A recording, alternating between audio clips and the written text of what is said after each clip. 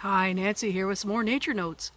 Today we're investigating a watershed. We're going to find out where the water comes from and where the water goes to in a mini watershed here at Sulphur Spring Conservation Area. The springs at Sulphur Spring Conservation Area are the main source of water for the streams that run throughout the park. Back in the 1920s, A.J. Metzger discovered a cattle beast stuck in a sinkhole back here.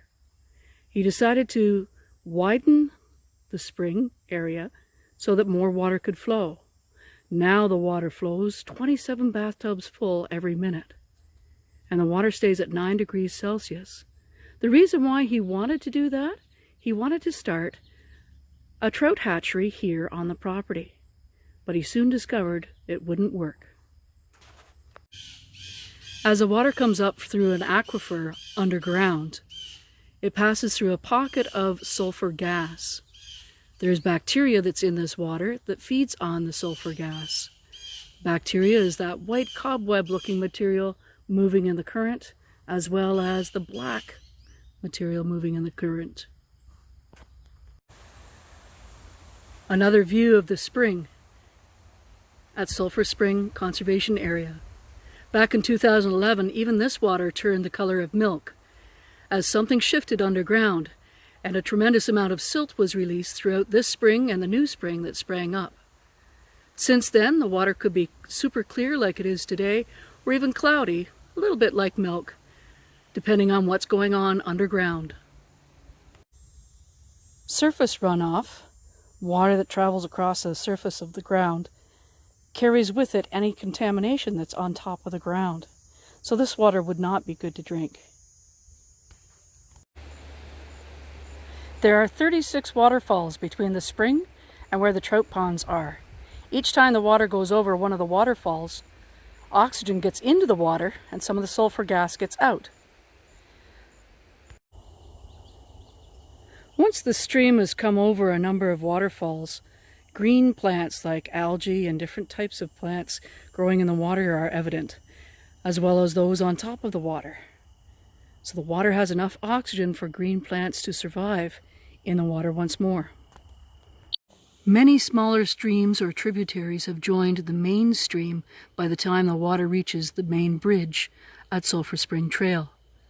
These smaller streams started out as springs from underground again, some of them sulfur springs, some of them fresh clean water springs. So the water is still 49 degrees Fahrenheit or 9 degrees Celsius and still making its path to the southwest from the springs. The water, having left the private property owned by Metzgers, who once owned the entire property, is now moving down once more, downhill towards its destination. Over the waterfalls, and this time into the wildlife enclosure, where the deer, the geese, the swans, and the ducks are. Inside the wildlife enclosure, a number of animals enjoy a spot to get a drink or to go for a swim. Here we can see the white-tailed deer and the mute swan enjoying the water. The streams come back together to form one main stream, going underneath the bridge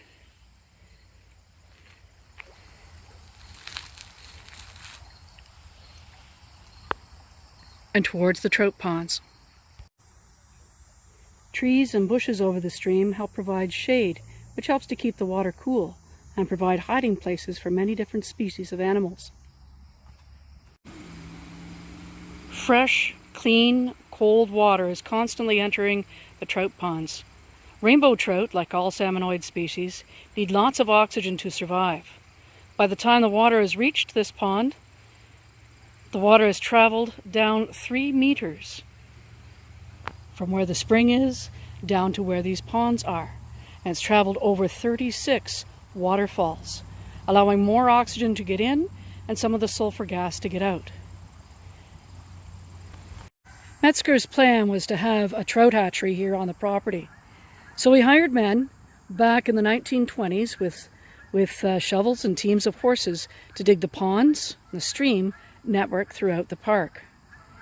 We keep the trout here so that people can enjoy them, to see them up close, but no fishing is allowed.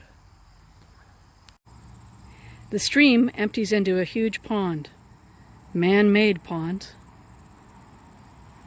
3 meters deep on the far side and 1 meter deep on this side. From there, the water goes over a waterfall and into the South Saugeen River, joining the main Saugeen River further downstream. All the waters connected to the spring system here at the park don't freeze. So even in the worst part of winter, the huge pond remains ice-free. Many ducks and geese like to winter here because the water stays open.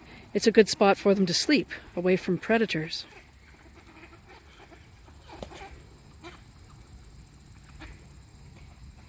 The water comes out of the big pond, over the dam and water wheel to continue on its journey down towards the South Saugeen River. From there into the main Saugeen, and eventually onto Southampton, where it outlets into Lake Huron. I hope you enjoyed your trip down the stream to find out where the water comes from and where it goes. We'll see you another time on Nature Notes with Nancy.